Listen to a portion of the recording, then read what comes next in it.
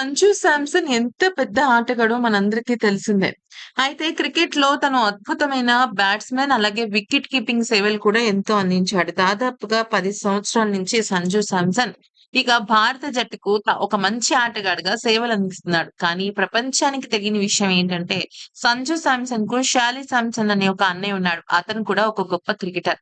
కానీ 34 ఏళ్ల వయసు ఉంది తనకి. కానీ ఇప్పటి వరకు ఐపీఎల్‌లో కానీ, జాతీయ జట్టులోకి కానీ అడుగుపెట్టే అవకాశం తనకు రాలేదు. కాకపోతే ఇక్కడ ఇంకొక పెద్ద ట్విస్ట్ ఏంటంటే కేరళ క్రికెట్ ప్రీమియర్ లీగ్ రెండో సీజన్‌లో తను ఒక అద్భుతమైన ఆట ప్రదర్శన కనబరిచి ఇప్పుడు ఐపీఎల్ ఫ్రాంచైజీల దృష్టిని తను సొంతం చేసుకున్నాడు.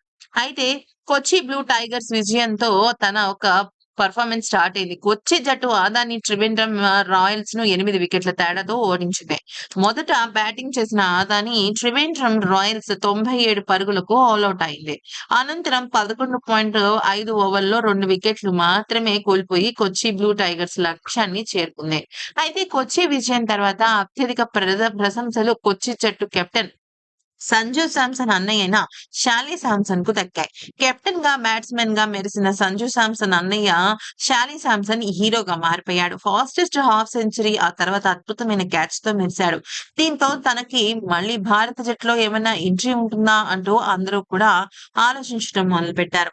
నిజానికి చెప్పాలి అంటే ఇప్పటి వరకు సంజు శాంసన్ బాగానే రాణించాడు. కానీ భారత జట్టులో తనకే సరిగ్గా అవకాశాలను ఇవ్వటం లేదు భారత జట్టు.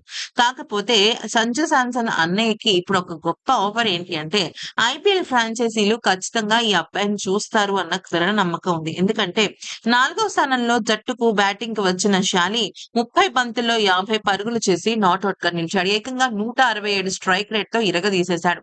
ఇందులో 5 ఫోర్లు, 3 సిక్స్‌లు ఉన్నాయి. షాలి అద్భుతమైన ప్రదర్శన ఈ ఆటగాడిని ఖచ్చితంగా ఐపీఎల్ ఆడాలనే కోరిక మరింత బలోపేతం చేస్తుంది. కాకపోతే ఏ జట్టులో తను ఎంట్రీ ఇస్తాడో తెలీదు. కాకపోతే తన ఏజ్ కూడా అంటే 34 ఇయర్స్ ఏజ్ కూడా కొంతవరకు ఇబ్బందే కానీ, మొత్తానికైతే మాత్రం తను ఐపీఎల్‌లోకి వచ్చి అన్నతో పాటు ఆడాలని మనస్ఫూర్తిగా ఆశిద్దాం. ఈ వి తమ్ముడితో పాటు ఆడాలని మనస్ఫూర్తిగా ఆలోచిద్దాం.